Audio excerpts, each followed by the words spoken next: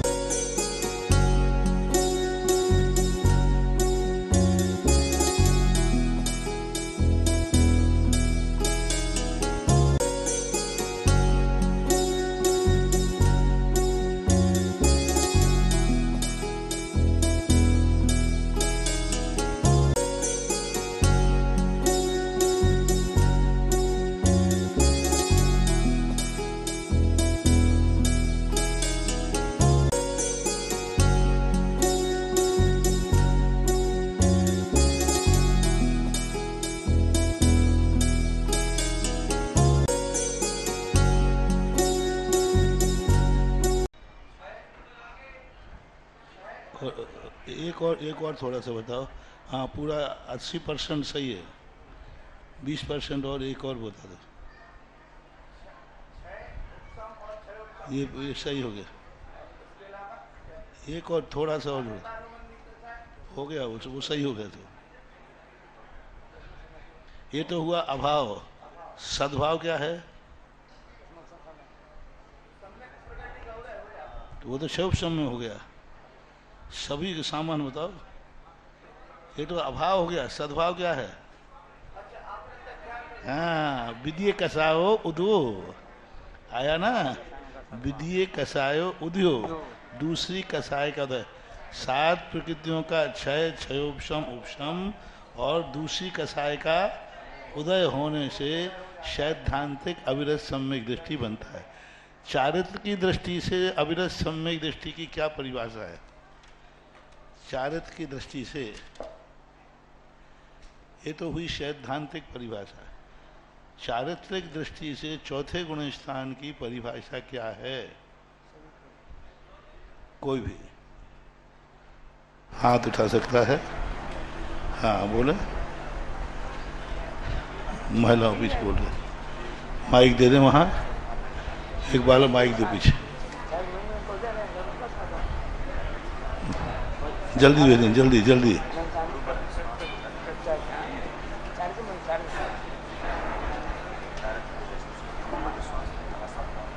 जो इंद्रियों के विषयों से एवं त्रस स्थावर जीवों की हिंसा से विरक्त नहीं है, लेकिन जिनेंद्र भगवान के द्वारा कहे हुए वचनों में पूर्ण सिद्धांत बहुत अच्छा, बहुत अच्छा।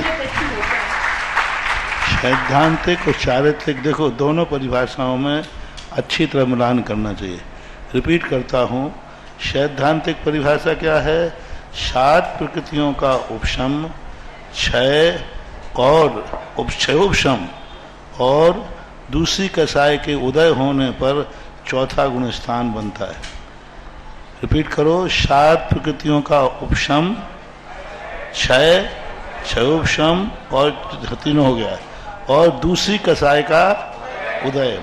यदि मान लीजिए दूसरी कसाय के उदय से चौथा गुण स्थान बनता है, ये कह दिया जाए तो दोष निकालो। दूसरी कसाय के उदय से चौथा गुण स्थान बनता है, इतना कह देने पर क्या दोष आएगा? नहीं, उससे कोई मतलब नहीं। हाँ बोलो।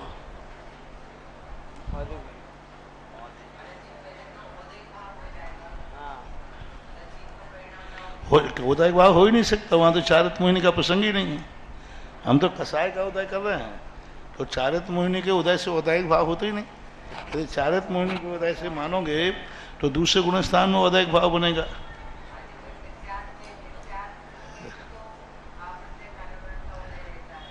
नहीं देखो तू है वो तो अनंतान मंदिर अकेले मिथ्यात का उदय, सम्यक मिथ्यात का, दूसरी कसाय का मात्र उदय से चौथा गुणस्थान बनता है। इतना कह दिया जाए तो क्या बाधा है?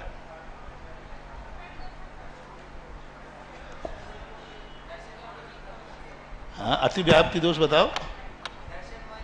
नहीं, ऐसा गुणस्थान और कौन सा है जहां अकेला अप्रत्याख्यान का ही मात्र उदय होता है? ये देखो ना, अति व्याप्ति दोष निकालो। ऐसा कौन सा गुण स्थान है जहां दूसरी कसाय का उदय मात्र रहता है लेकिन फिर भी वह सम्यक दृष्टि नहीं है? तो बोलो ना ऐसा। यदि हम ये कहते थे द्वितीय कसाय के उदय से चतुर्थ गुण स्थान बनता है, तो द्वितीय कसाय का उदय तो तीसरे में भी अनंतानुबंधी नहीं है वहां। इसलिए उनको कहना कहा 7 प्रकृतियों का क्षय क्षय उपशम उसम और उसके साथ दूसरी कसाय का उदय तो अविरत सम्य दृष्टि बनता है। चारित्रिक परिभाषा कितनी अच्छी बताई। नो इंद्रियेषु विरदो, नो इंद्रियों से व्रत नहीं है, त्रिसंसावर से व्रत नहीं है, लेकिन जिनेन्द्र भगवान के वचनों में पूर्ण श्रद्धान है। वो ये तो मानता है कि ये पाप है, भगवान ने कहा है दूसरों की हिंसा करना पाप है, बराबर पाप है।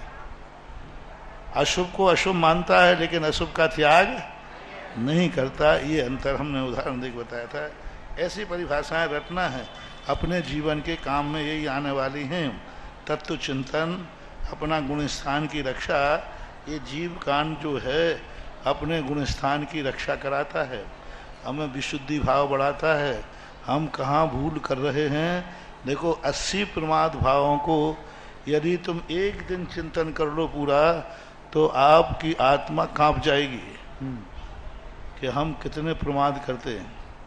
इन 80 प्रमादों को देखो, एक कथा को क्रोध से, मान से, माया से, लोभ से, नेत्र से, कर्ण से, रसना से, स्पर्श से, गंध से, मन से, कितने चीजों से घटाया। अब बच के दिखाओ इनमें से। अप्रमत्त गुणस्थान में कौन पहुंचेगा? जो इन समस्त प्रमादों को नष्ट कर चुका है। अब देख लो, अपनी औकात देख लो कि इन प्रमादों 80 प्रमादों में से कितने समय को तुम इन प्रमादों से रहित रहते हैं। दर्पण तुम्हारे सामने रखा है, देख लो मुखड़ा अपना दर्पण में। हाँ, भगवान महाराज ने तो कह दिया स्पष्ट, ये है दर्पण। अब अपनी अपनी औकात देख लो। 24 घंटों में जब तक एक भी प्रमाद है तो वो सप्तम गुणस्थान हो नहीं सकता। तो हम छठे में रुके रहेंगे। छठे गुणस्थान का काल अंतर्मुहूर्त है। अंतर्मुहूर्त से ज़्यादा प्रमाद में रहे तो कहाँ आ जाओगे? प्रमाद में। तुम कहोगे ठीक है महाराज, सप्तम गुणस्थान नहीं मिलेगा तो नहीं मिलेगा, छठे में तो रह जाएंगे। चलो कोई बात नहीं, छठे में भी तो भावलिंगी मुनिराज होते हैं। तो आचार्यों ने स्पष्ट कह दिया, छठे गुण स्थान में ज़्यादा काल नहीं। छठे गुण स्थान का काल अंतर्मुहूर्त है, या तो ऊपर जाओ या तो एक अंतर्मुहूर्त से ज़्यादा यदि हम किसी प्रमाद में ठहर गए इन 80 में से, तो हम नियम से पंचम में चले जाएंगे। और 15 दिन से ज़्यादा अलग किसी प्रमाद में ठहर गए तो हम चौथे में चले जाएंगे।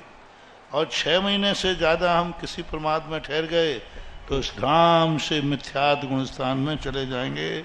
बने रहो बाहर से, बाबा जी जय जय गुरुदेव। हाँ, सुन के फूलते रहो।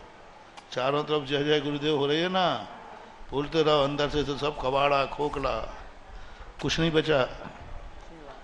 इन 80 प्रमादों को यदि अपन चिंतन में लावें तो अपनी औकात पता चल जाती है। कैसे कैसे भंग घटा दिए, इसके साथ इसके साथ। किसी ने अभी बन के बताया मुझे एक एक करके किसके साथ बनाए, देखो कितने कितने कथाओं के। पूरा प्रस्ताव बता दिया। हाँ, पूरे प्रस्ताव बताया था ना, बना के तो टाइप करके लाए कोई। अब एक एक के साथ अब कितनी कथाएं होती हैं। अरे कथाएं खत्म हो जाएं तो कथाओं के साथ मान कसाय हो जाती है। ध्यान, रसना, इंद्री अकेले एक एक का भी तो हो सकता है। हालांकि एक एक का कभी होता नहीं है। कोई भी प्रमाद अकेला नहीं है। पहले तो ये निर्णय करें, कोई भी प्रमाद अकेला नहीं आ सकता। कोई ना कोई कथा होगी, कसाय आएगी, कथा होगी तो नियम से कोई कसाय और इंद्री कथा होगी आएगी। और कोई इंद्री अकेली कसाय नहीं हो सकती। कसाय होगी तो फिर आपको इंद्री और कोई ना कोई कथा आएगी, कथा। इंद्री नहीं होगी। हाँ, एक मात्र के छठे गुण स्थान की बात कर रहा हूँ, अन्य गुण स्थानों की बात नहीं। क्योंकि विग्रह गति में भी प्रमाद होते हैं, वहाँ इंद्री नहीं होती हैं, कथाएं नहीं होती हैं। लेकिन छठे गुण स्थान वर्ती मुनिराज अकेला एक प्रमाद नहीं कर सकते। कोई ना कोई कसाय के साथ किसी ना किसी इंद्री का व्यापार होगा। और इंद्री का व्यापार है तो कोई ना कोई कसाय वहाँ पर होगी, बिना उसके बन नहीं सकता। इसलिए बहुत अच्छे।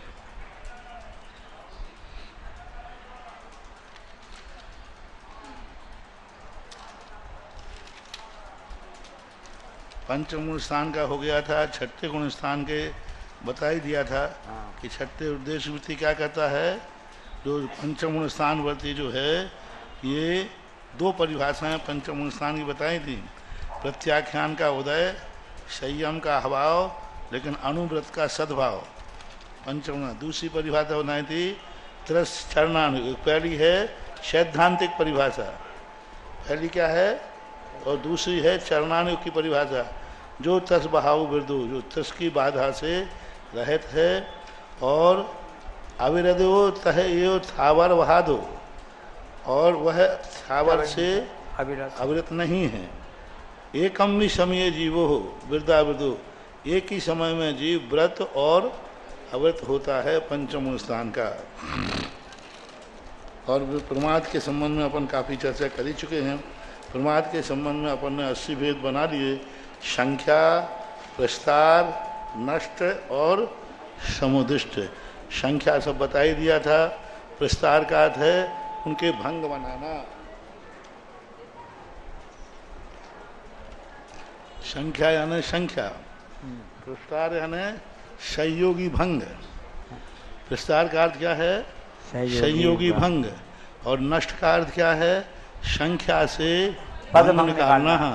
समुद्र क्या है, भंग से संख्या निकालना। इतना आपको रट लेना चाहिए। अब उसके बाद जो विषय चला था अपना, बहुत अच्छा विषय, अधा प्रवृत्तिकरण। अधा प्रवृत्तिकरण की परिभाषा, अधा प्रवृत्तिकरण का काल कितना है, एक अंतर मुहूर्त काल है। आधा प्रवृत्तिकरण का काल कितना है, एक अंतर मुहूर्त। आधा प्रवृत्तिकरण की परिभाषा क्या है, आधा प्रवृत्तिकरण का जो कारण है वह क्या है, समान होते हैं, ऊपर वाले और नीचे वाले जो परिणाम उनके आधा परिणाम समान होते हैं। क्या परिभाषा है, ऊपर के समयवर्ती जीवन के परिणाम, नीचे के समयवर्ती परिणाम है, दोनों सदृश यानी एक से रहते हैं। सदृश भी रहते हैं और सदृश भी, दोनों मना। प्रथम भिन्न समयवर्ती परिणामों के जीव एक समान भी होते हैं, विसदृश भी। जैसे कहा था, एक व्यक्ति ने 10 नंबर के परिणाम के, पीछे वाले ने 20 नंबर के कर लिए, विसदृश हो गया। और 1 मिनट बाद में परिणाम किए चला था, फिर भी उसने बराबर परिणाम कर लिए। भिन्न समयवर्ती दो जीवों के परिणामों में सादृशता और विसदृशता पाई जाती है, उसे अधा प्रवृत्तिकरण कहते हैं। अथवा एक ही जीव के भिन्न समय में अधो और ऊपर के परिणाम पाए जाते हैं, तो उसे अधा प्रवृत्तिकरण कहते हैं। उब्रम आया था ना, कहता उब्रम गाथा 48 में, उब्रम भावा हेट्यम भावा सरस का होंती। ऊपर के भाव और नीचे के भाव, यानी पहले के भाव और बाद के भाव में विशुद्धि बढ़ना चाहिए, लेकिन विसदृश हैं। 100 के नंबर बढ़े थे, 100 का दूसरी बार नहीं बढ़ा, थोड़े मंद हो गए। विशुद्धि ज्यों की तो है, विशुद्धि भी समान रहेगी और संख्या समान रहेगी, दोनों सदृश रहेंगे। विशुद्धि तो बढ़ती हुई रहती है, विशुद्धि में घटी नहीं। क्योंकि जैसे व्यक्ति लब्धि में प्रवेश करता है, विशुद्धि तो निरंतर बढ़ती ही रहती है, विशुद्धि में कमी नहीं आएगी। लेकिन जिस कारण से विशुद्धि जितनी बढ़ना चाहिए थी, उतनी जैसे कहा था ना, अभी विशुद्धि बढ़ी तो उसने 100 नंबर का कर लिया, और दूसरी बार में उसने 50 नंबर किया, तो विशुद्धि तो 150 पे पहुंच गई, बढ़ तो गई, 150 हो गई। लेकिन उसमें पहले तो 100 बढ़ाया था, फिर 50 बढ़ाया। 100 बढ़ नहीं दिया। हाँ, 100 से ऊपर बढ़ना थी, तो विशुद्धि तो बढ़ाएगा वो, 100 से 150 पे पहुंच गया। लेकिन 150 ना होकर 200 होना चाहिए थी। ये उब्रम भाव और हेट्यम भाव को ध्यान में रखना। उब्रम भाव और हेट्यम भाव में सादृश्यता पाई जाती है, उसे अधा प्रवृत्तिकरण कहते हैं। रिपीट करो, ऊपर के भाव में और नीचे के भाव में जहाँ सादृश्यता पाई जाती है, समानता पाई जाती है, उसे अधा प्रवृत्तिकरण कहते हैं। जिसका काल कितना है, ऐसे अधा प्रवृत्त परिणामकरण के परिणाम कितने होते हैं? असंख्यात लोक प्रमाण परिणाम हैं। यानी अधा प्रवृत्तिकरण के जीव, नाना जीव अधा प्रवृत्तिकरण कर रहे हैं, लेकिन सबके नंबर एक से ही नहीं है। जैसे एक क्लास में 60 बच्चे पढ़ रहे हैं, सभी एक ही क्लास के माने जाएंगे कि नहीं? लेकिन सबके नंबर अलग है, बस ऐसा मान लो। आधा प्रवृत्तिकरण है, लेकिन सबके नंबर भिन्न भिन्न है। किसी के 33, किसी के 34, किसी के 35, कोई के 30, कोई के 20, सबके जितने हैं नाना प्रकार के। ऐसे ही असंख्यात लोक प्रमाण वाला आधा प्रवृत्तिकरण होता है। अब एक समय में एक साथ तो असंख्यात लोक प्रमाण बनेंगे नहीं, तो ये त्रिकाल की अपेक्षा है। अतीत, अनागत, वर्तमान में इससे ज़्यादा परिणाम नहीं होते हैं अधिकतम। तो 3 बातें आधा प्रवृत्तिकरण में रखना है। एक तो परिभाषा, नीचे ऊपर के परिणामों में सादृश्यता पाई जाती है।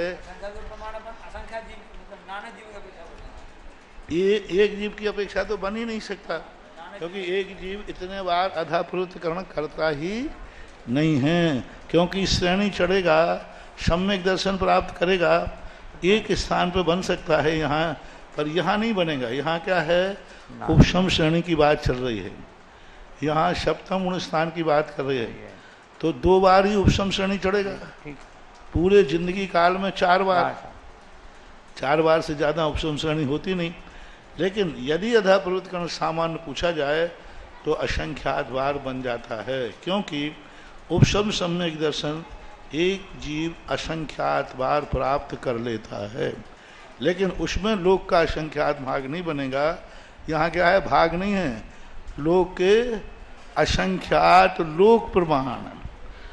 और सम्यक दर्शन जो प्राप्त करता है एक जीव, पल के असंख्यात में भाग वार प्राप्त कर सकता है। ऐसा मुनिश्री नमोस्तु।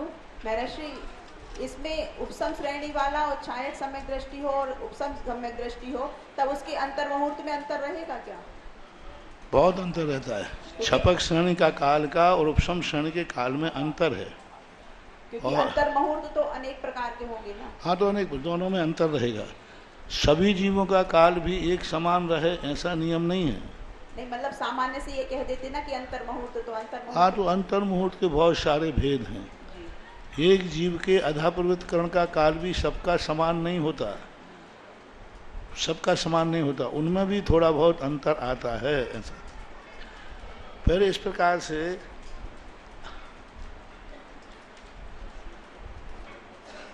अब ये तो हुई अधा प्रवृत्तिकरण की परिभाषा।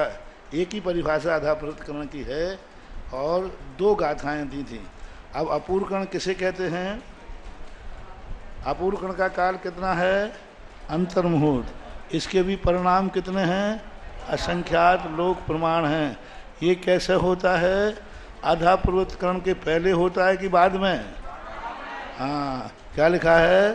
अंतो मुहूर्त कालम गम्यूण आधा प्रवृत्तिकरणम तम।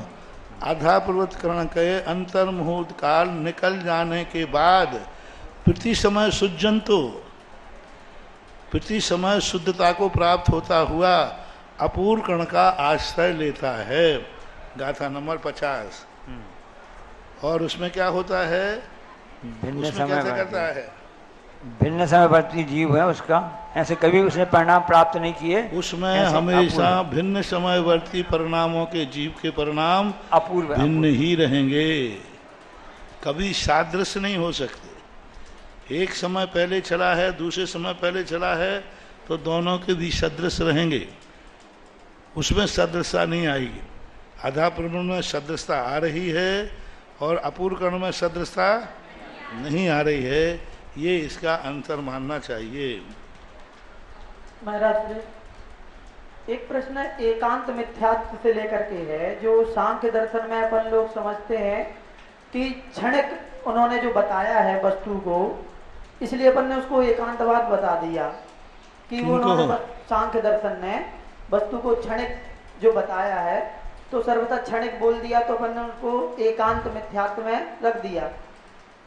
हमारे दिमाग में ये बार बार बात आ रही थी कि जब पर्याय की दृष्टि से अपन लोग अपने देखते हैं तो हर समय वस्तु में पर्याय बदल रही है, तो क्या, क्योंकि सांख्य दर्शन वाले लोग भी ये तो देख ही रहे हैं कि ये जो वस्तु है ये सामने रखी हुई है, हर चीज रखी हुई है, नष्ट नहीं हो रही है, कोई भी चीज जो दिख रही है वो नष्ट नहीं हो रही है, फिर भी उनने वस्तु को क्षणिक क्यों कहा?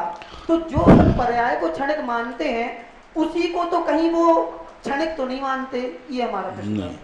पहली बात तो आप सुधार कीजिए, सांख्यमती क्षणिकवादी नहीं है, हाँ, बौद्ध दर्शन, बौद्ध हाँ, दर्शन। बौद्ध दर्शन, सांख्यवादी नित्यवादी है, कूटस्थ है। बौद्ध दर्शन। और बौद्ध दर्शन क्षणिक मानते हैं।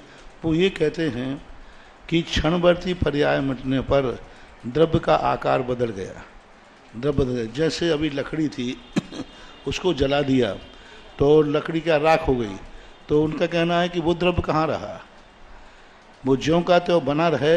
इसी प्रकार स्थूल रूप में दिखता है, क्षणिक में भी प्रति समय ये वस्तु मिट रही है, वे वस्तु को मिटा रहे हैं। वस्तु क्षणिकवादी जो है उनका निर्धारण है क्षणिक है, जो उनका जितना भी सिद्धांत है सब एक क्षणवादी है। निर्विकल्प स्व संवेदन प्रत्यक्ष क्षणिकम, बौद्धों का प्रमाण है निर्विकल्प स्व संवेदन क्षणिकम। निर्विकल्प है, संवेदनशील है और क्षणिक है। वो कहते वस्तु मिट्टी, वस्तु का आकार मिट जाता। अपने यहाँ क्या है, व्यंजन पर्याय को मिटने का नाम द्रव्य आकार मिटना है। वो कहते व्यंजन पर्याय ही द्रव्य है, व्यंजन पर्याय ही द्रव्य है। और हमारे यहाँ व्यंजन पर्याय किसे कहते हैं? प्रदेशत्व गुण के विकार को व्यंजन पर्याय कहते हैं। प्रदेशत्व गुण क्या कहलाता है? आकार, द्रव्य को किसी न किसी आकार में बनाए रखना। अभी आकार तो परिवर्तित होगा, तो वो आकार बदल गया, द्रव्य बदल गया। जैसे लकड़ी का आकार ऐसा था, अब वो जल के राख हो गई, तो बोले द्रव्य बदल गया ना, ये है। और उनको सबसे बड़ी चीज़ है, उन्होंने प्रमाण किसे मान लिया? निर्विकल्प प्रत्यक्ष, निर्विकल्प स्व संवेदन प्रत्यक्ष। ये भूल उनकी हो गई। बौद्ध ने सबसे बड़ी भूल कर दी प्रमाण मानने में। हम लोगों के यहाँ प्रमाण निर्विकल्प स्व संवेदन प्रत्यक्ष नहीं है। हमारे यहाँ तो आद्य परोक्षम। हमारे यहाँ क्या गया? सम्यक ज्ञानम, सम्यक ज्ञान प्रमाण है। सम्यक ज्ञान कितने प्रकार का है? 2 प्रकार का, प्रत्यक्ष और परोक्ष। प्रत्यक्ष किसे कहते हैं? जो पर के आलम्बन से जाना जाता है, पर वो यहाँ चूक कर गए। उन्होंने कह दिया निर्विकल्प स्व संवेदन प्रत्यक्ष क्षणिकम, ये प्रमाण है। तो अब जो निर्विकल्प स्व संवेदन है उसमें तो क्षणिक पकड़ में आएगा, हमें पकड़ में आता है क्षणिक मना। तो हमारे यहाँ भी क्षणिक मने को माना है। हमारे यहाँ तो पूज्यवर कुंदकुंद स्वामी ने स्पष्ट कह दिया, जो वेद यदि वेद यदि समय समय वनस्पति उहियम। हाँ, लेकिन वहीं क्या कहते हैं? सत्ता सब पहता सब स्वरूपा अनंत पज्जाया भंगो पाद पत्ता सब पड़ एक खा हवद एक खा। कितनी बड़ी बात। अब ये बौद्ध को समझ में नहीं आई। सत्ता सब पहता सब स्वरूपा अनंत पज्जाया भंगो पाद पत्ता सब पड़ एक खा हवद एक खा, यदि पंचास्ती का है।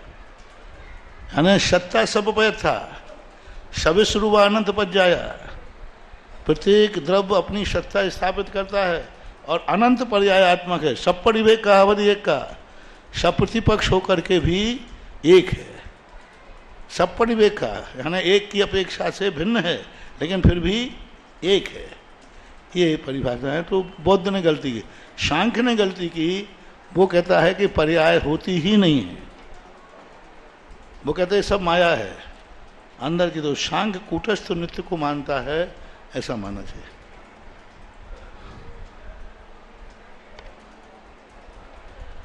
अंत मुहूर्त इस प्रकार से कैसा है, विसदृश भी हैं अपूर्वकरण और सदृश परिणाम भी होते हैं।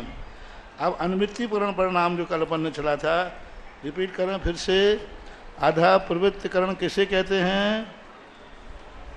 ऊपरी और नीचे के परिणामों में समानता मिलती है, उसे आधा प्रवृत्तिकरण कहते हैं। इसका काल अंतर मुहूर्त होता है, इसके असंख्यात लोक प्रमाण भेद होते हैं। और ये कब होता है? अब यहाँ पर कब बना रहे हैं? जब व्यक्ति सातिशय अप्रमत्त गुण स्थान में जाता है। और सातिशय अप्रमत्त गुण स्थान कब होता है? एक के बाद एक लगा लो। अप्रमत्त गुण स्थान कब होता है? उस गाथा को याद करो, नठठ शेष अशेष पमादा। एक गाथा का प्रारंभिक रूप है। कौन सी गाथा निकाल लो? संपूर्ण नठ शेष, नठ यानी अशेष, संपूर्ण प्रकार के प्रमाद नष्ट हो गए हैं। गाथा देख लो एक। महाराज जी फोटो कॉपी वाली पुस्तक में वो वाली गाथा है नहीं, वो 46 नंबर की गाथा फोटो कॉपी वाली पुस्तक में नहीं है, इसलिए वो केवल मूल पुस्तक में है। नट्ठ शेष पमादो, नट्ठा शेष पमादा। हाँ ठीक है। आप तो सप्तम गुण स्थान की परिभाषा बनाओ, क्या है? लोग कहें हम सप्तम गुण स्थान में बोलते हैं, मुनि हैं, भावलिंगी हैं, सब मुनि बराबर होते हैं, सब मुनि, हम भी तो मुनि हैं। तो उनसे उनको पूछ लो अपने आप में, नट्ठा शेष पमादा। फिर उसके बाद क्या कहा था? देखो पकड़ना बात, व्रत शील आदि से युक्त हैं। बयाने व्रत शील पहुड़ी आदि से पिंडियों नानी उन सब से रहते हैं। यानी 80 प्रमादों से जब रहित होता है, एक प्रमाद से नहीं, 80 अशेष शब्द डाला है, अशेष। नट्ठा शेष पमादा, गौर करें इसको।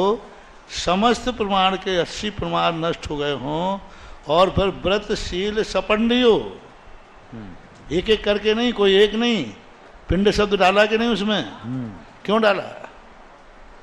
नहीं, अहिंसा व्रत है, सत्य व्रत नहीं है। सत्य व्रत है, अचौर्य व्रत नहीं है। अचौर्य व्रत है, परिग्रह व्रत नहीं है। समग्र सपंडियो, पिंड का अर्थ होता है समग्र। व्रत और शील संपूर्ण रूप से जिनके अंदर विद्यमान हैं, ऐसे जीव के लिए क्या कहा है? अप्रमत्त गुण स्थान कहा है। कौन सी? 46 नंबर की गाथा है, जिसमें कहा और इसमें गया तीनों कहे, उपशम खौपशमो ध्यान लीनो, एक शब्द और दिया, ध्यान में जो लीन होते हैं। ये परिभाषा इन्होंने बनाई है। और अतिशय वाला, ये तो हुआ स्वस्थान अप्रमत्त के दो भेद कहे। अब अतिशय वाला कौन है? 21 प्रकृतियों के 21 प्रकृतियों के, मोहिनी की कितनी प्रकृतियां होती हैं? 28 में से 7 पहले निकाल दी। 21 प्रकृतियों के क्षय और उपशम के लिए, क्षय उपशम के लिए नहीं, क्षय और उपशम के लिए जो करण किए जाते हैं निमित्त रूप से, उन करणों में आधा प्रवृत्त करण जब रचता है तो उसे अतिशय गुण स्थान कहते हैं।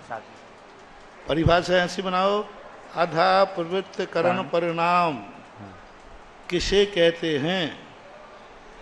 उपरम और हेटम परिणामों में सादृशा पाई जाती है, उसे आधा प्रवृत्त करण कहते हैं। इसके कितने रूप होते हैं? असंख्यात लोक प्रमाण होते हैं। इसका काल कितना होता है? अंतर मुहूर्त। ये कहाँ होता है? 7वें गुण स्थान। 7वें गुण स्थान में। कौन से 7वें गुण स्थान में होता है? सातिशय अप्रमत्त। सातिशय गुण स्थान किसे कहते हैं? अब देखो आ गया ना, एक के बाद एक आ गया। सातिशय गुण स्थान किसे कहते हैं? 21 प्रकृतियों का 21 जहाँ पर प्रकृतियों के उपशम और या क्षय के क्षय होने लिए पर। जो करण किए जाते हैं, उन करण करने में अधा प्रवृत्त करण जब किया जाता है प्रथम, उसे क्या कहते हैं? अधा प्रसाद। अब उल्टे चलो, इसका अर्थ है कि एक गुण स्थान और है। अब उल्टे चलो, सातिशय गुण स्थान, सातिशय अप्रमत्त किसे कहते हैं? स्वस्थान प्रमत्त के बाद जो होता है। सातिशय अप्रमत्त गुण स्थान किसे कहते हैं? उल्टे आ जाओ। स्वस्थान प्रमत्त गुण स्थान के 21 बाद। प्रकृतियों के उपशम और क्षय के लिए जो 3 करण किए जाते हैं, उनमें प्रथम करण जो करता है उसे सातिशय अप्रमत्त गुण स्थान कहते हैं।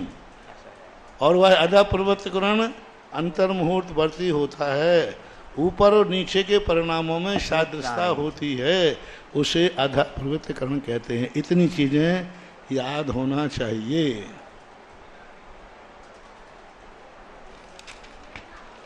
निमित्ताणी। अनुवृत्तिकरण हो गया था क्या? हाँ। 52वां हो गया? नौवां। हैं? कहाँ पर होगा? भिन्न समय 53 नंबर। हैं? अंतो मुहूर्त में 53 नंबर। अंतो मुहूर्त में ते अंते मुहूर्त में ते परिसमय संख्य लोग परिणाम पड़ी समय मसंख लोग परिणामा गुण कमे उड्डापुब गुण परिणाम नथिनी मैंने अनुकट्टी नति निमेण। ये गाथा हो गई थी, ये गाथा भी कर दी थी। 54 भी हो गई। कार्य से परिणाम मठ ये भी हो गई थी। निद्रा पहले ये भी हो गई थी। 9वें गुणस्थान में आ गए थे। और अपूर्व गुणस्थान की जो परिभाषा है पढ़ लेना कि उसमें किस प्रकार के कार्य 9वें गुणस्थान का स्वरूप कहते हैं, पेज नंबर 40, कार्य का नंबर 56। एकम काल समये एकम काल समये संठाणादेहि जय निवर्तन्ति संठाणादिहिं जह निबद्धन्ति न निवर्तन्ति तहाविय न निबद्धन्ति सहाभिय नामेयमिहो जेहिम परिणामेहिमिहो जेहिम्। एकस्मिन् समये एक समय में संथान आदि जय निवर्ततिम, संथान आदि जो हैं उनमें भिन्नता पाई जाती है। हालांकि यहाँ प्रसंग नहीं था, फिर भी वो ला रहे हैं कि 9वें गुण स्थान में देखो किस बात को कहाँ ले गए पूज्यवर। क्योंकि अब 9वें गुण स्थान में एक समयवर्ती जीव के एक समान ही परिणाम होंगे। 100 लोग भी चढ़ेंगे तो वहाँ जाते उसका वही परिणाम होगा, एक समान। एक समयवर्ती जीवों के भिन्न परिणाम नहीं होते। और वहाँ क्या था, एक समयवर्ती जीवों के नाना परिणाम हो सकते हैं, लेकिन अनुवृत्तिकरण में एक समयवर्ती का एक ही परिणाम होगा। तो फिर मुनि महाराज की हाइट भी एक होती होगी, कलर भी एक होता होगा, आँख कान नाकें भी एक होती होंगी, केवल परिणाम ये सब होता होगा। लगा सकते हैं क्योंकि एक समय में एक समान होता है। तो पूज्यवर ने कहा दिया नहीं, संस्थान आदि तो नाना प्रकार के हैं। एक ठनगा भी है और एक बड़ा भी है, एक काला भी है, गोरा भी है, एक काना भी है और एक आँख वाला भी है, और किसी न किसी प्रकार के होते हैं। मुनियों के बाहर के आकार प्रकार कभी एक समान नहीं होते नहीं। पाग बाग वाणी प्रवृत्ति, पाग बाग वाणी प्रवृत्ति ये कभी एक समान नहीं होते। पगड़ी, कितने भी राजस्थानी लोग कितनी पगड़ी बांधे, आजकल तो मशीन से बनने लगी इसलिए एक सी बनती है। 1000 लोग भी पगड़ी हाथ से बांधे, सभी की पगड़ी एक समान हो ही नहीं सकती। हाथ से बनती है, मशीन की नहीं। पाग बाग, बाग ने आवाज, आवाज सबकी एक समान। बाग वाणी, बोलने की प्रोसेस कला एक समान नहीं होती है। सबकी टोन से अपन पता चलते है किसका प्रवचन चल रहा है, तो पता चल रहा है। बाग वाणी प्रवृत्ति, चलने का ढंग, चलने की ढाल सबकी एक सी नहीं नहीं होती, और अंगूठा तो किसी का एक नहीं। होता ही नहीं है। आज तक बताओ 7-8 अरब जनता है, इसी को देखकर तो लोग कहते हैं इतनी व्यवस्थित चीजें बन रही हैं, कोई ना कोई ऊपर माइंडेड आदमी जरूर बैठा है, मास्टर माइंड। कोई मास्टर माइंड बैठा है जो इसको इस प्रकार से लाता है कि अंगूठा मैचिंग नहीं कर जाए। 8 अरब जनता है विश्व की, किसी का अंगूठा आज तक एक समान नहीं मिला, ऐसा लोग कहते हैं। तो दोनों हाथों के भी नहीं मिलते। अब अलग है, इन उंगलियों में भी अपनी जिंदगी लिखी रहती है, इन्हीं में जो रेखाएं बनी ना, ये चक्र भी होती हैं, शंख भी होती हैं। किसी की रेखाएं लेंस से दिखती हैं, वो चक्र भी बनता है और शंख भी बनता है। तो ऐसे इसी प्रकार से क्यूआर कोड बनने लगे हैं, इतने क्यूआर कोड होते हैं ना, काला काला ऐसा क्यूआर कोड, कितने प्रकार के पकड़ में नहीं आते, समझ में बहुत है। तो उनका कहना है संतान आदि चाहे निबंती, यानी वो तो नाना प्रकार के हैं, संस्थान है, आकार है, कसाएं भी नाना प्रकार की हैं, कर्मों का उदय। हाँ ये तो संस्थान आदि शब्द से क्या लेना, परिणाम, कसाएं, ज्ञानावरणी, किसी का ज्ञानावरणी का क्षोभसम अलग है, दर्शनावरणी का अलग है। आदि शब्द से क्या लेना, संस्थान से क्या लेना, मुनिराज के बाहर का आकार प्रकार, और आदि शब्द से क्या लेना, कर्मों का क्षय क्षोभसम।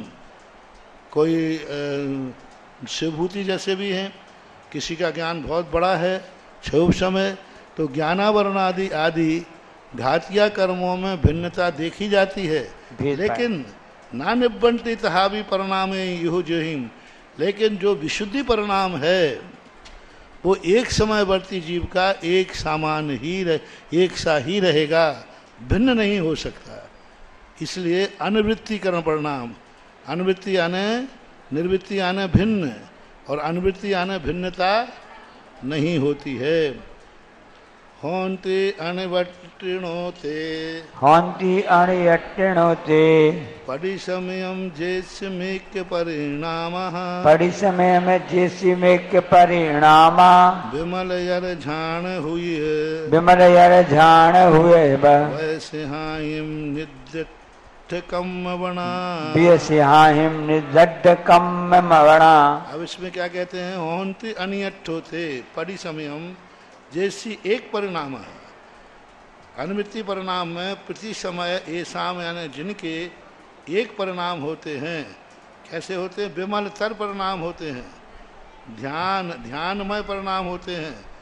विमल परिणामों से ध्यान में क्या करते हैं, ध्यान में आहूत वह सिहाही, आहूत यानी अग्नि, ध्यान हुत वह शिखा, हुत वह ने अग्नि की शिखा से क्या करते हैं, अग्नि शिखा के द्वारा निर्दग्न निर्दट्ठ कम बना, यानी अब 9वें गुण स्थान में सही कर्मों को नष्ट करेंगे। 9वें गुण, अब 9वें गुण स्थान की परिभाषा बना क्या बन गई, एक समयवर्ती परिणामों के जीव के परिणाम समान, एक समान होते हैं। कैसे होते हैं, विमल होते हैं, ज्ञान रूपी अग्नि से कर्मों को दग्ध करने वाले होते हैं। गाथा सरल है। दुध को शुंभवत्थम, दुध को शुंभवत्थम, हो ही जहा सुमराय संयुक्तम, हो ही जहा सुमराय संयुक्तम, एवं स्वयं कसायो, एवं स्वयं कसायो, शरा गोत्रिना दब्बो, सुहम सरा गोत्रिना दब्बो।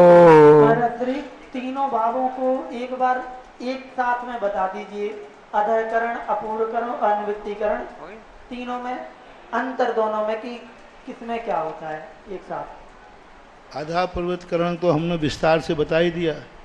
आधा प्रवृत्तकरण क्या है, जो सप्तम गुण स्थान में श्रेणी को चढ़ते समय 21 वृत्तियों को क्षय करने के लिए जो परिणाम किया जाता है वो आधा प्रवृत्तकरण परिणाम है।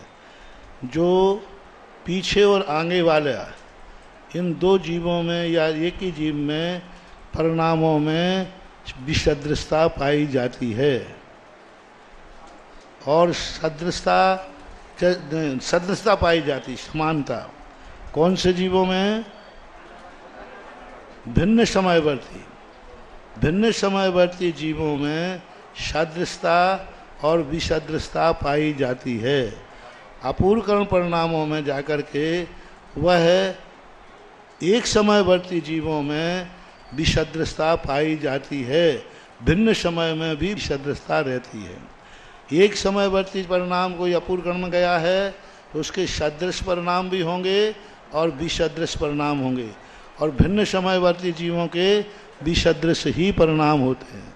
अंतर करो, आधाप्रवृत्तकरण में भिन्न समयवर्ती जीवों के परिणाम समान थे और अपूर्वकरण में भिन्न समयवर्ती जीवों के परिणाम समान नहीं है, और एक समयवर्ती जीवों के परिणाम, हाँ, इनमें दोनों बराबर है। आधाप्रवृत्तकरण में एक समयवर्ती जीवों के परिणाम समान भी हो सकते हैं और असमान भी होते हैं, लेकिन भिन्न समयवर्ती जीवों के परिणाम समान हो सकते हैं।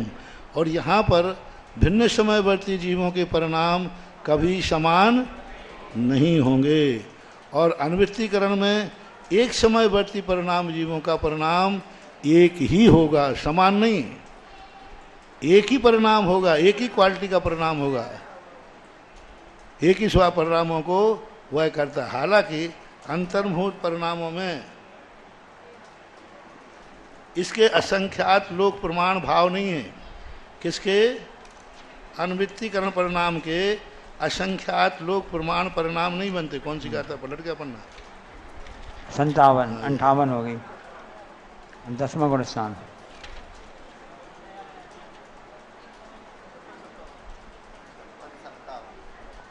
गाथा है ये, देखो अनुवृत्ति परिणाम कहाँ से शुरू हुआ है? 56 गाथा से।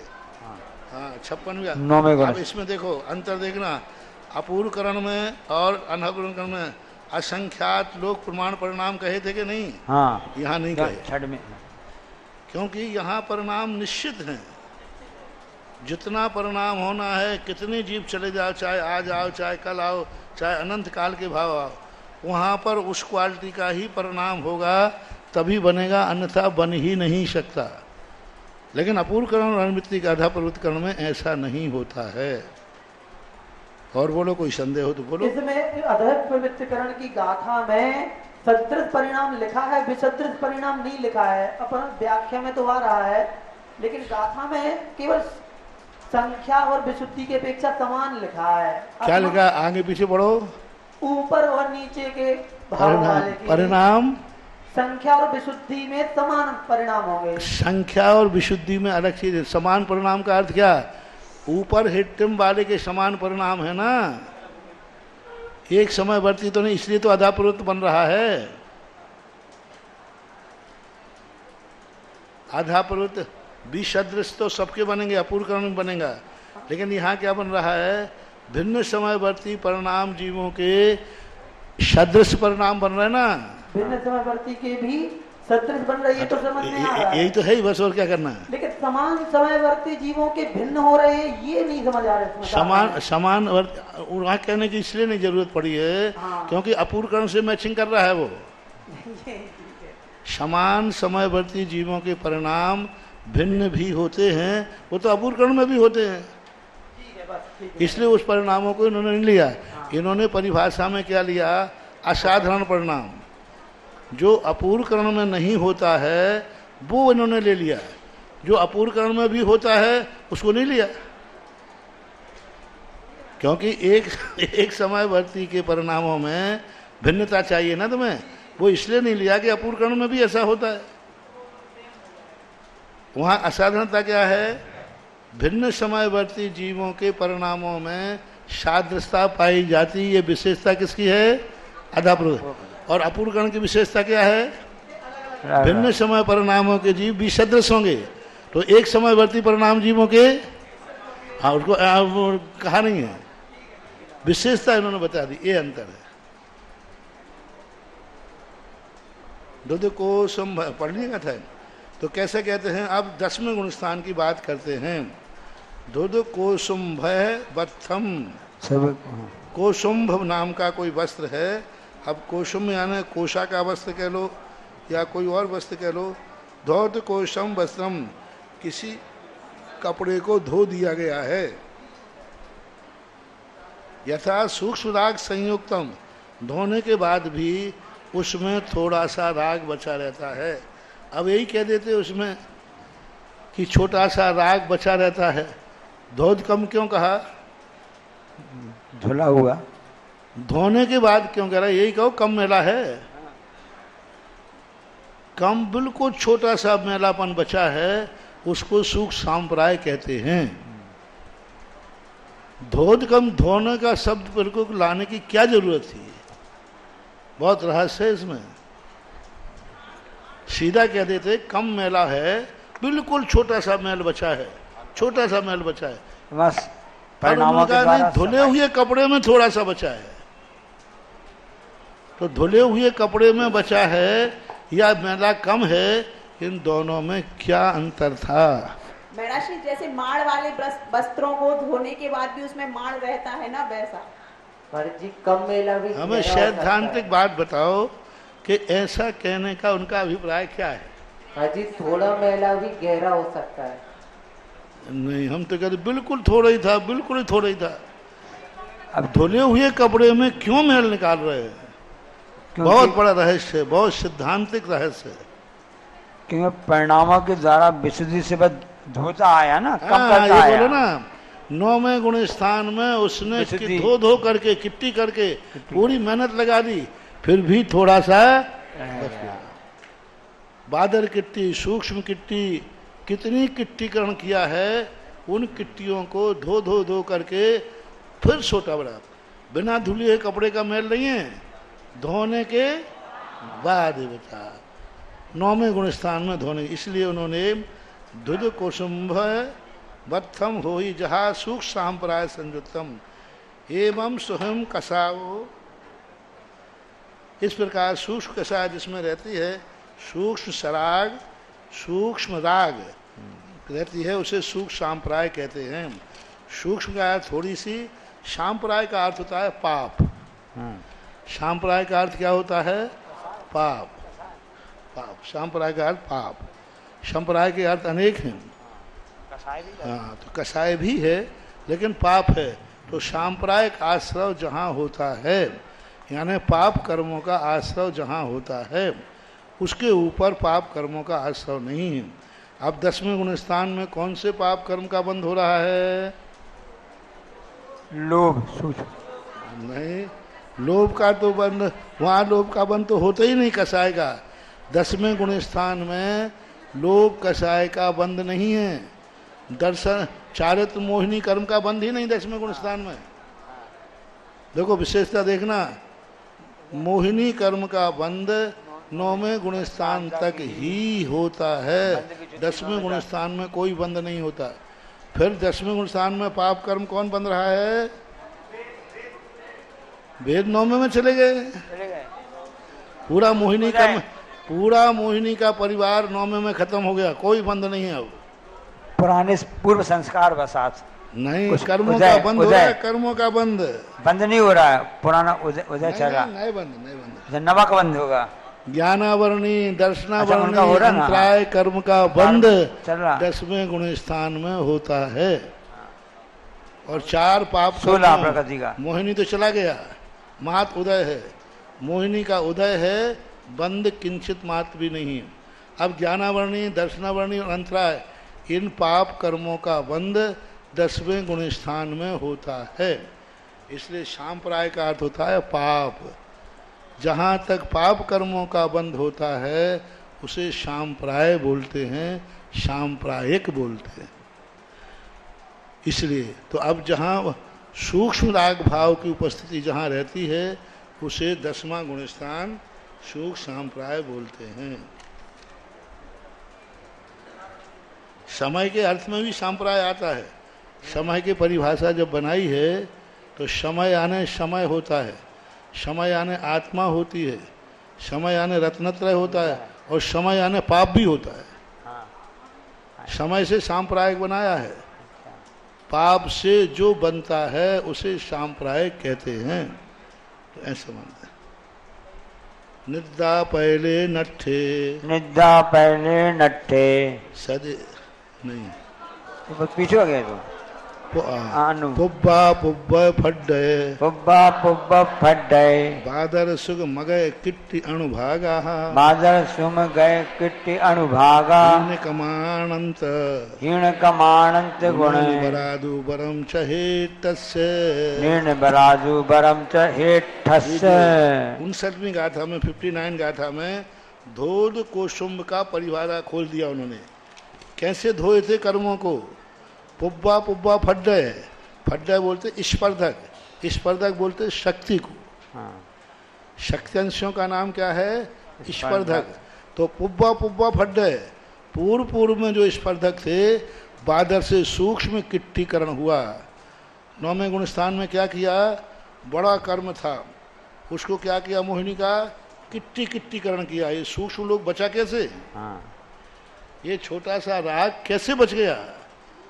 तो कहते हैं वो पूर्व में फट्टा स्पर्धकों को हीन किया, बादर किट्टी की, बादर से सूक्ष्म किट्टी की, सूक्ष्म से भी सूक्ष्म किट्टी की, उसके बावजूद भी थोड़ा लेप बचा रह गया। कैसे किया? कितना अच्छी परिभाषा है। पूर्व पूर्व स्पर्धक, पूर्व अपूर्व फड्डय। फड्डय का अर्थ क्या है? स्पर्धक का शक्ति। कर्मों की जो शक्ति थी उसको पहले कम किया। जैसे आप लोगों की भाषा में कह दें मेथी, मेथी होती ना, कड़वी होती है, तो उसको क्या करती है आप लोग? धोते जाते हैं। बार बार धोत करके उसके बार बार क्यों धो रहे? गंदगी है क्या? नहीं, कड़वाहट कम करने के लिए मेथी को बार बार धोने पर खाने योग्य हो जाती। ऐसा ही 9वें गुण स्थान में मुनिराज अपने मोहिनी कर्म को बार बार धोते हैं, विशुद्धि से किट्टी करके उसके अनुभाग को सुखाते हैं। अनंत गुणा अनुभाग सुखाते। एक बार ध्यान की आँच देते हैं, कर्म अनंत गुणा सूख जाता है। फिर दूसरी बार देते हैं, अनंत गुणा सूख जाता है। फिर तीसरी बार देते हैं, अनंत गुणा सूखता है। एक एक समय में अनंत अनंत गुणा जो कर्म बांधे थे उनकी अनुभाग शक्ति को सुखाते हैं। और उनको कैसे सुखाते हैं? जैसे बंद के समय कोई जीव ने कर्मों का बंद कैसे होता है? कर्म बांध दिया पूरा फुल अनुभाग के साथ। अब इसको कैसे उदय में लाएं? यदि पूरा का पूरा उदय में आ जाए तो मर जाएगा व्यक्ति। पूरे कर्म यथावत उदय में आ जाएं तो सहन नहीं हो सकता। जैसे आम के मोर पर मोर लगता है ना, यदि पूरा मोर फल जाए तो पेड़ ही खत्म हो जाएगा, लेकिन कितना मोर गिर जाता है। ऐसे ही अपने कर्म हैं, अपन बांधते बहुत हैं, प्रति समय कितना कर्म बांध रहे हैं, लेकिन बस उसकी शक्ति छीन होती है। पढ़ी सभी हम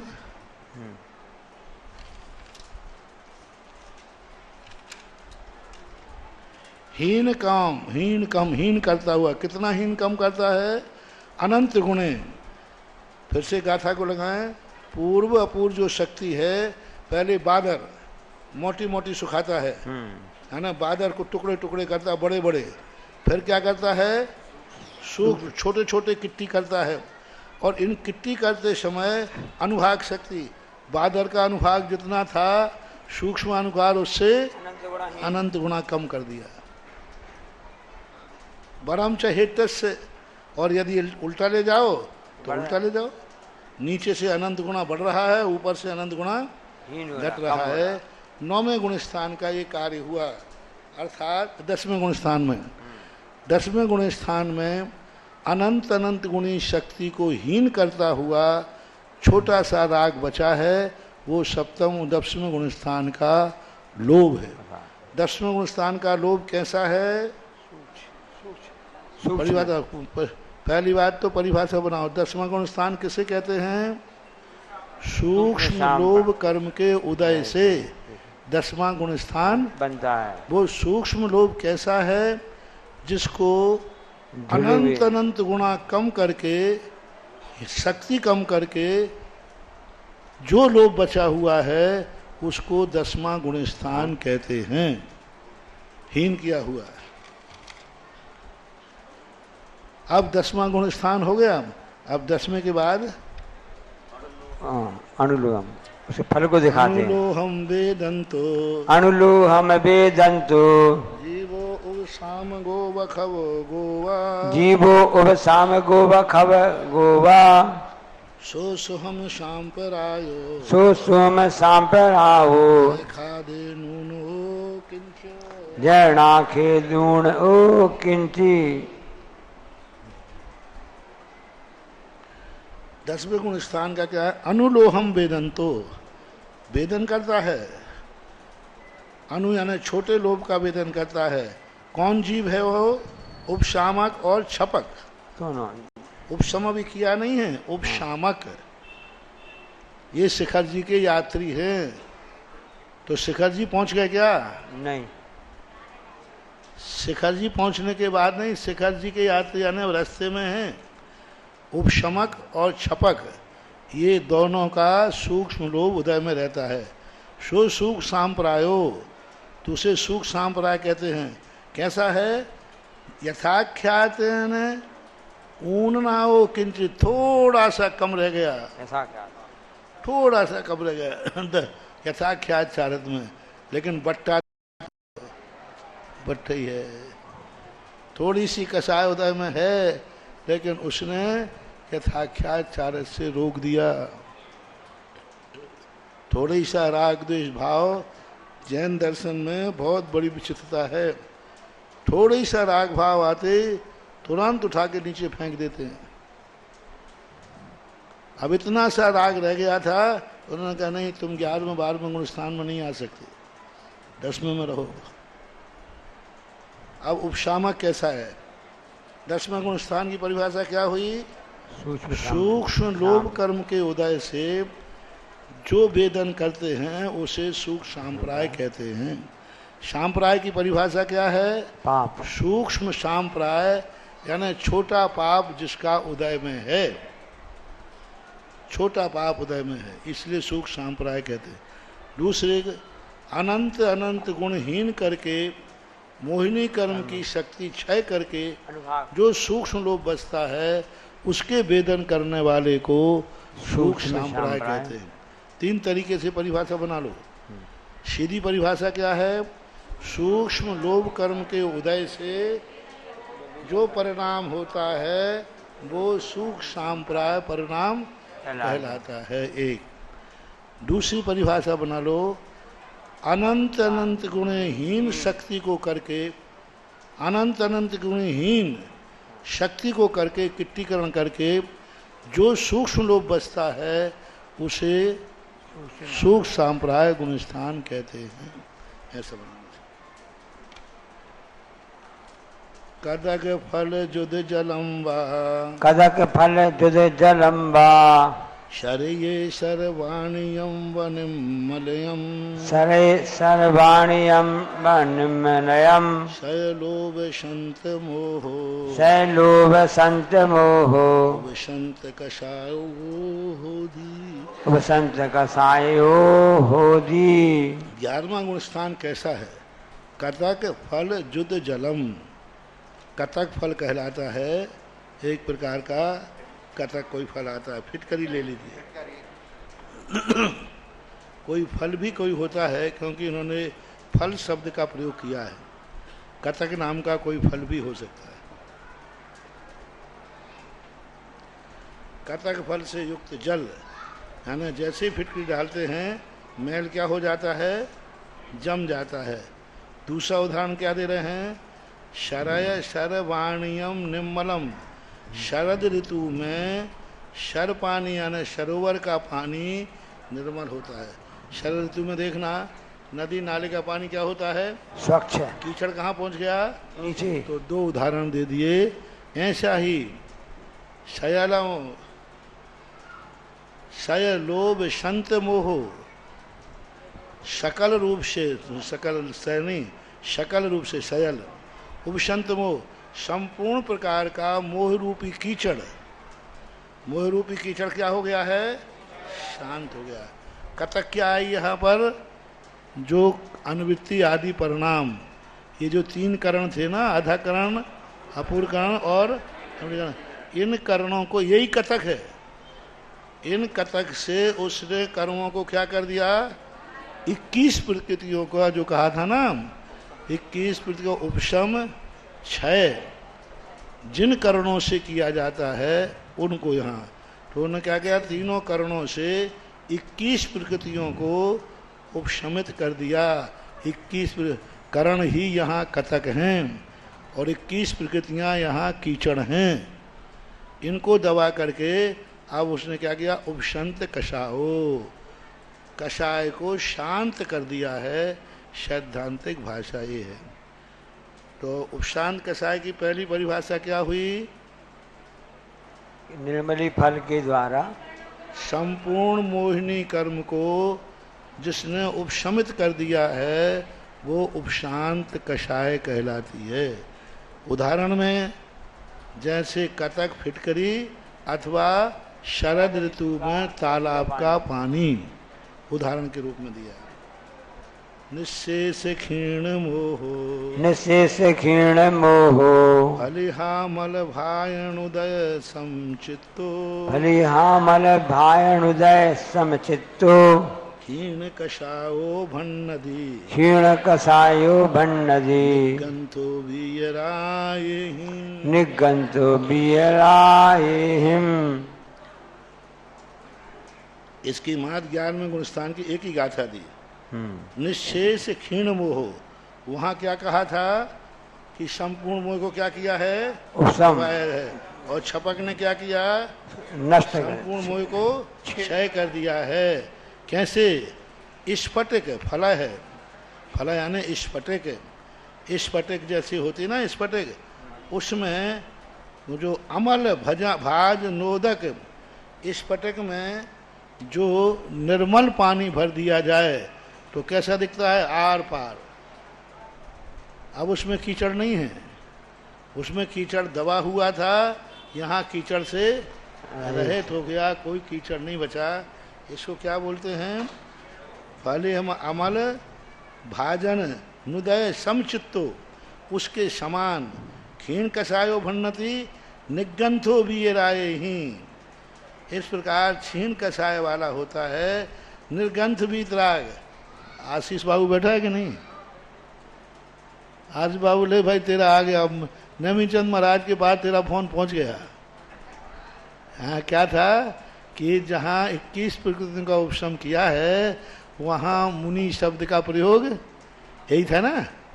मुनि शब्द का प्रयोग नहीं है, यानी कोई भी कर सकता है, ग्रस्त भी कर सकता है, कोई भी चारों गतियों वाले जीव कर सकते हैं, क्योंकि वहाँ मुनि शब्द तो डाला नहीं, तो लो अंत दीपक बना के डाल दिया है। निगंथो निगंथम बीतरागी, बीतरागी, निर्ग्रंथ बीतरागी कौन होंगे? मुनि। तो ये होता है कभी कभी, क्योंकि जो शब्द पहले से परिषद में आ गया, जैसे उन्होंने अप्रमत्त गुण स्थान की परिभाषा क्या बनाई थी? प्रमत्त की क्या बनाई थी? जो प्रमाद से सहित है, लेकिन व्रतशीलों कलियो, कलियो शब्द डाला था, व्रतशीलों से कलित है यानी युक्त है। छठे गुण स्थान वर्ती का अर्थ है नहीं कि व्रत रहित है, व्रतशील कलियो, कलियो यानी उससे सहित है। अब वहाँ मुनि आ गया कि नहीं? व्रत और शील से युक्त है। और फिर आगे क्या कहा था? सप्तम स्थान किसको होता है? उसमें कहा वयशील पिंडियो, युक्त। क्या शब्द डाला? वह यानी व्रत शील, इनको पिंड, पिंड का अर्थ संपूर्ण रूप से धारण करने वाला अप्रमत्त गुण स्थान होता है।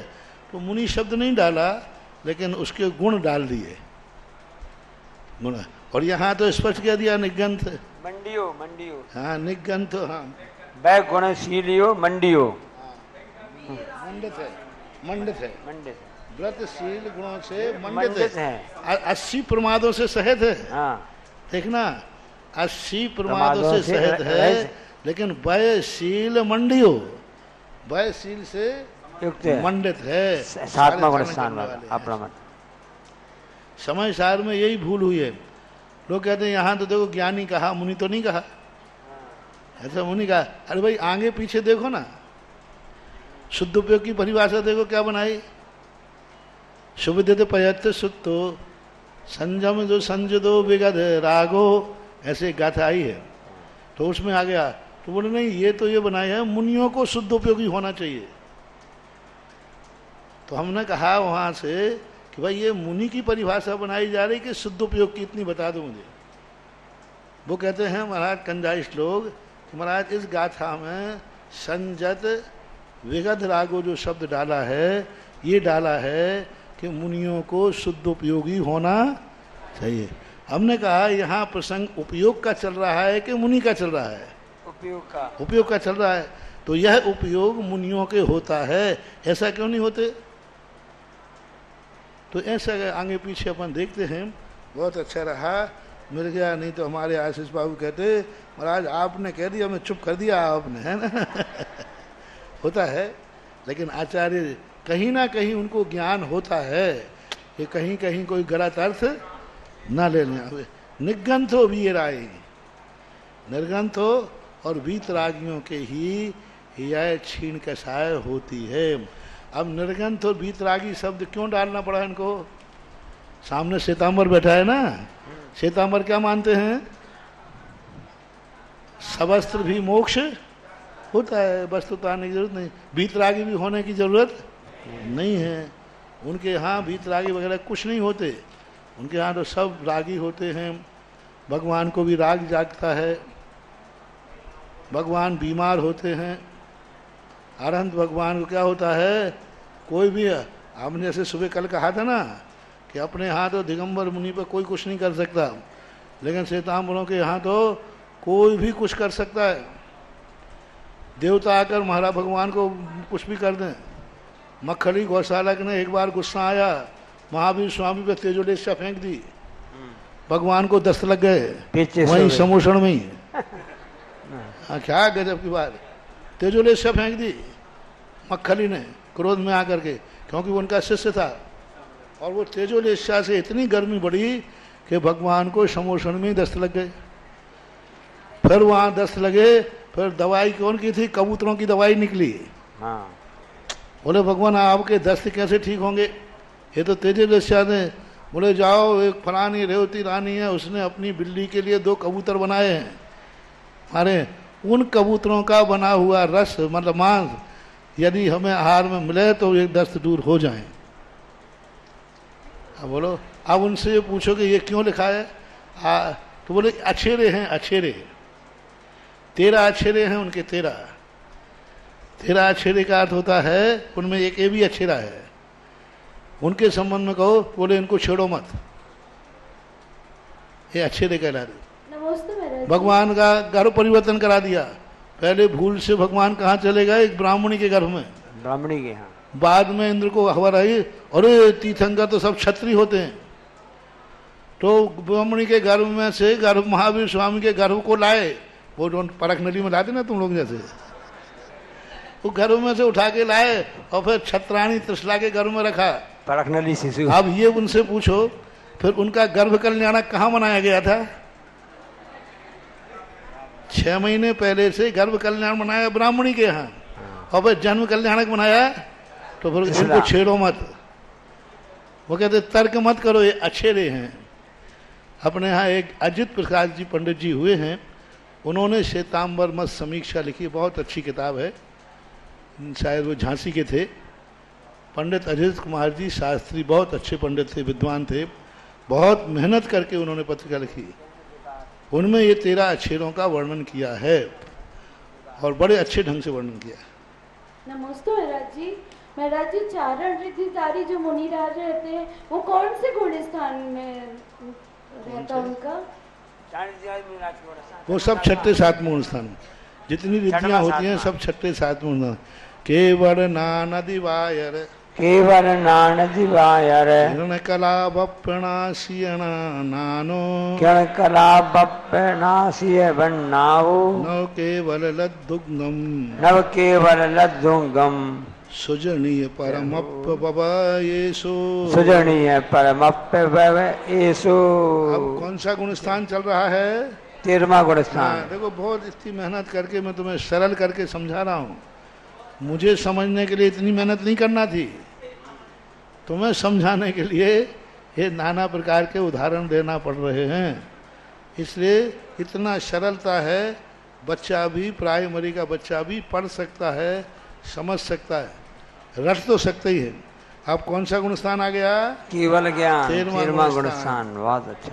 केवल नान दिवायर किरण, केवल ज्ञान रूपी दिवाकर सूर्य किरण कलाप, उस सूर्य किरण की कलाप से क्या होता है? कला प्रणाशित अज्ञान, उन किरणों से संपूर्ण प्रकार के अज्ञान नाश को प्राप्त होते हैं। फिर क्या प्रकट हुआ है? नौ केवल लब्धुंगम, 9 केवल लब्धियों का उद्गम हुआ है। सुजनीय परमप्यवयेषु, ऐसा जो उनको हुआ नित्य परमात्मा का व्यपदेश। क्या हुआ? बहुत अच्छी बात कही इन्होंने। 9 केवल लब्धि उद्गम सुजनित, उनके उत्पन्न होने से क्या हुआ उत्पन्न? परमप्यवयेषु, इनको परमात्मा का विपदेश किया गया। विपदेश यानी संज्ञा। क्यों मिली इनको परमात्मा की संज्ञा? क्योंकि 9 लब्धि केवल ज्ञान रूपी दिवाकर से संपूर्ण अज्ञान को नाश किया, जिससे 9 लब्धियों का उद्गम हुआ, इसलिए इनको परमात्मा कहा जाता है। पूछा जाए परमात्मा क्यों कहा जाता है? केवल ज्ञान रूपी सूर्य के द्वारा केवल सभी ज्ञान अज्ञान रूपी अधिकार सूर्य की किरणों से हाँ। संपूर्ण अज्ञान नाश कर दिया है, जिन्होंने 9 लब्धियों को जिन्होंने उद्गम किया है, उससे इनको परमात्मा का विपदेश यानी संज्ञा दी गई है। अब जो जो परमात्मा का बनना चाहते हैं वे बने। भगवान तो सब बनना चाहते हैं। बड़ा अच्छा लगता है जब तुम लोग, अरे महाराज भगवान, मेरे भगवान, अरे गुदगुदी आती, आई हम भगवान। हाँ, क्या गजब है, आप लोग गजब की चीज हो भाई। महाराज को भी भगवान बना दिया, वाह। और तुम्हारी पूजाओं पर विश्वास करने, अरे नहीं महाराज भगवान तो छोड़िए, हम तो चलते फिरते सिद्ध और चढ़ा दे चनों के झाड़ पे।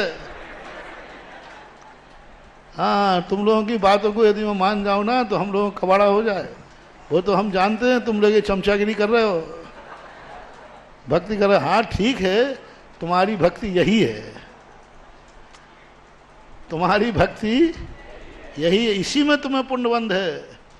मुनि महाराज को मुनि कह रहे तो पुण्यबंध नहीं है, गुणोस्तों कम सदुल्लंग, तो तुम्हारा पुण्यबंध तो इसी में है।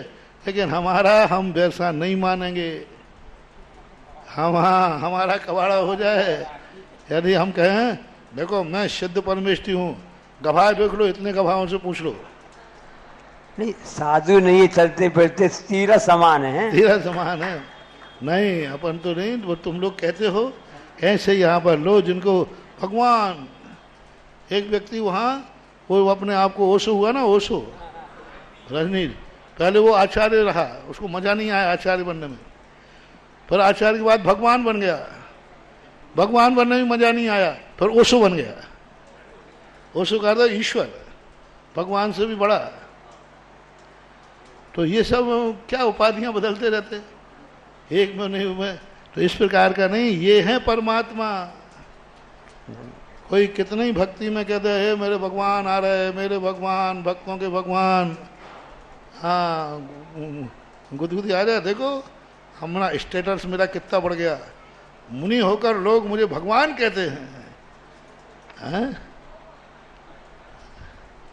नहीं, ये है लक्षण पूज्यवर नेमीचंद।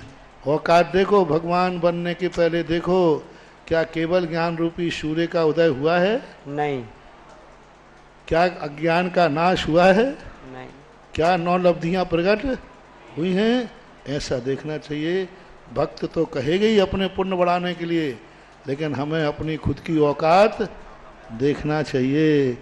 असहायन नान दंसन असहाय नान दंसन सह्यो यदि केवले हो जोगेन इति केवली जोगेण युक्तोत्य सजोग जना जुत्तोति सयोग रणयो नाहि नह नाशरे उत्तो अनाशने उत्तो।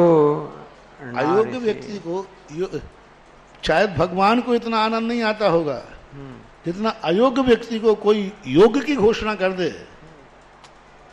है तो वो अयोग्य, लेकिन सारी दुनिया उसे योग मानती है। अरे उसका आनंद अलग ही अलग है, अंदर अंदर लड्डू फूटते हैं। इतना आनंद चाहे वो योग को आवे या नहीं आवे। क्या कह रहे हैं? अशाह नान दंसन सयो।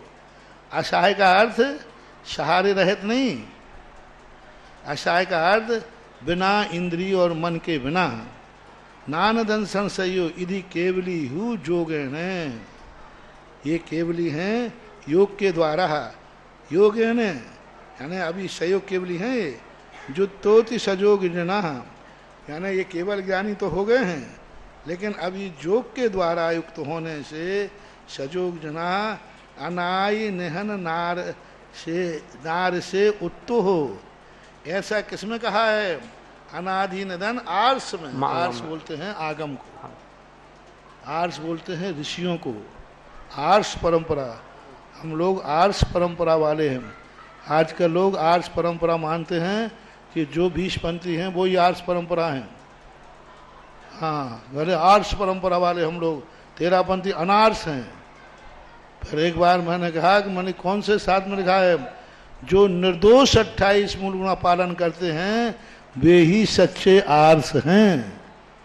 उनका कथन ही आगम कथन है, ऐसा मानना चाहिए।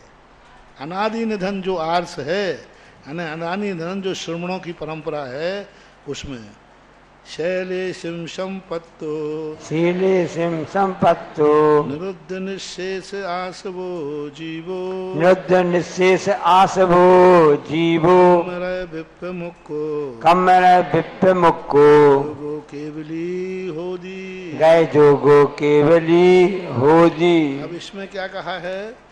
63 और 64वीं गाथा में कौन सा गुण स्थान है? 13वां गुण स्थान कौन सी गाथा में है?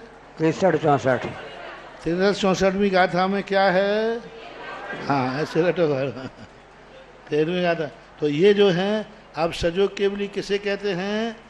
जो फिर से परिभाषा हो, केवल रूपी, केवल ज्ञान रूपी सूर्य की किरणों से अज्ञान जिन्होंने नाश किया है, 9 लब्धियों से युक्त हैं, इनको केवली यानी सज परमात्मा कहते हैं।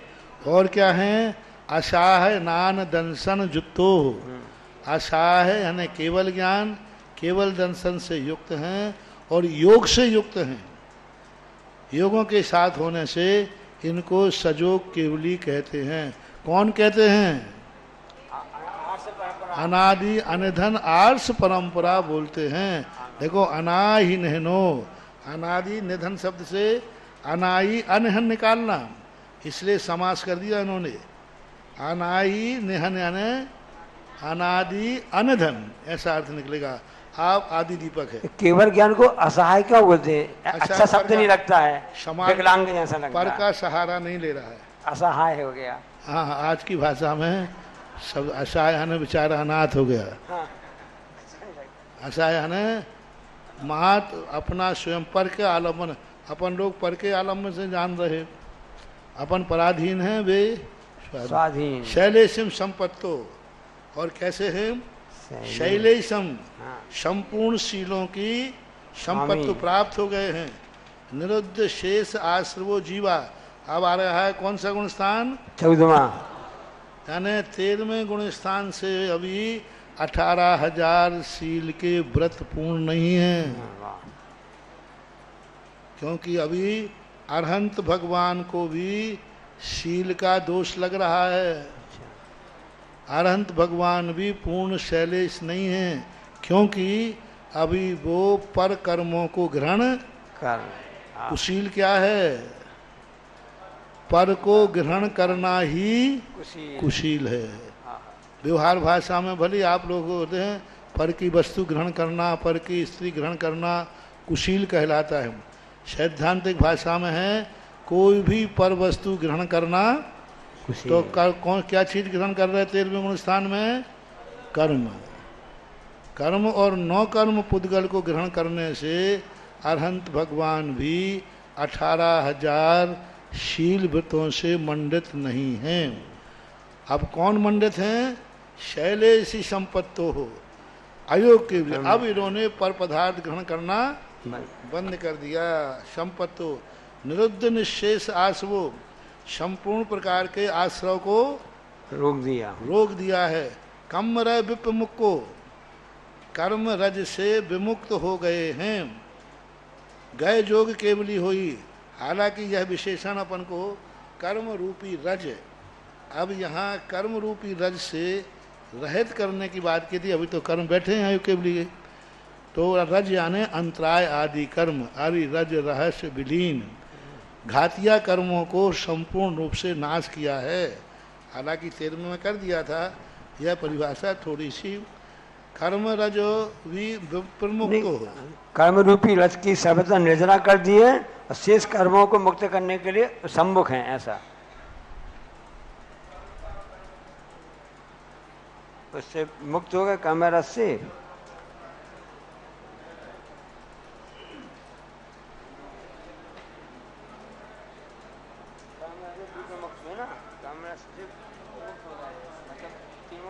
सम्मुख शब्द कहाँ से निकालोगे?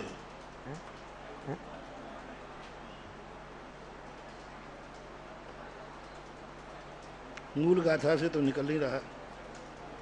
सम्मुख शब्द निकाल दें तो सारे रहस्य विकल्प। गत योग है ना, योग चला गया। प्रमुख को गत योगा कहाँ है? गत योग गए जोगी, गए जोगी यानी योग जिनके चले गए हैं। हाँ, तो अयोगी कर्म रह विप्रमुख को, कर्म रज से विप्रमुक्त हो तो नष्ट हो गए हैं। अभिमुख कहाँ निकल रहा है? सम्मुख कहाँ निकल रहा है? विप्रमुख को से अभिमुख निकलेगा नहीं किसी भी हालत में। कर्म रह विप्रमुख को हो, कर्म रूपी रस से मुक्त हो गए हैं। गए जोगी, क्योंकि वह योग से। अब यही ले लीजिए वहाँ पर कि क्योंकि कर्मों का आश्रय रुक गया है इस अपेक्षा से, लेकिन संदेह तो उत्पन्न होता है। गए जो केवली, यूँ मानो जो शैलेशी को प्राप्त हो गए हैं, संपूर्ण आश्रय को जिन्होंने रोक दिया है और जो योगों से रहित हैं वह अजोग केवली हैं। अभी 18,000 शील के व्रत जो हैं वो अपने यहाँ तो नहीं कहेगा, इन्होंने टीकाकारों ने लिए होंगे। हाँ, 14वें गुण स्थान होते हैं। लेकिन ब्रह्मदेव सूर्य तो 14वें के बाद मानते हैं। प्रतिष्ठा पाठ में भी 14वें के बाद मानते हैं।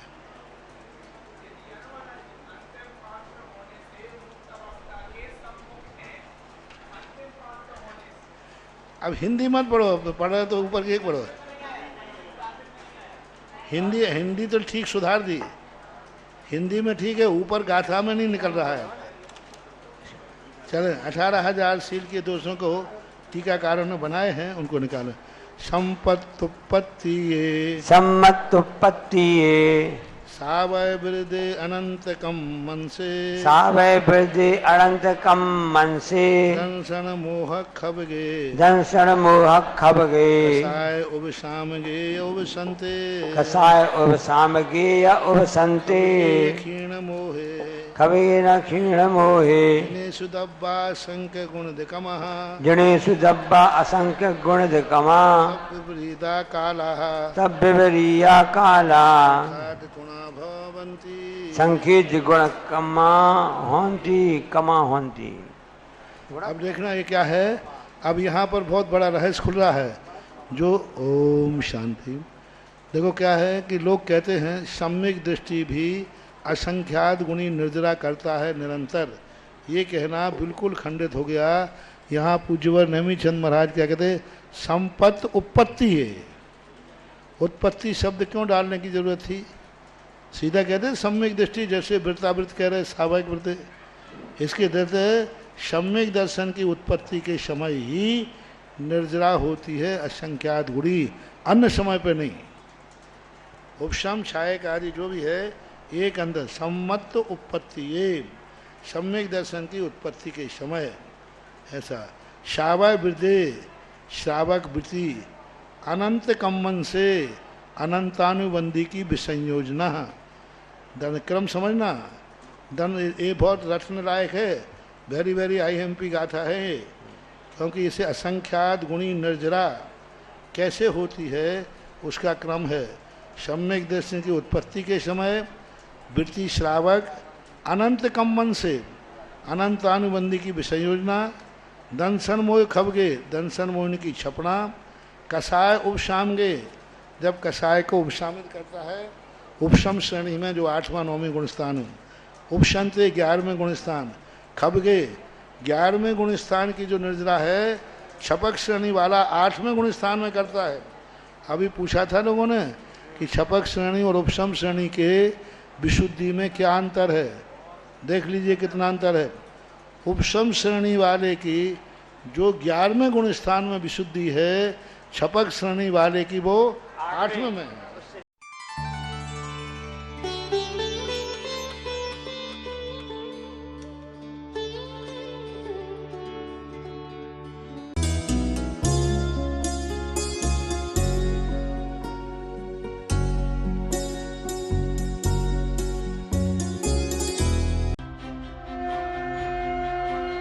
आप देख रहे हैं आदिनाथ टीवी चैनल, अनादि से अनंत की धर्म यात्रा।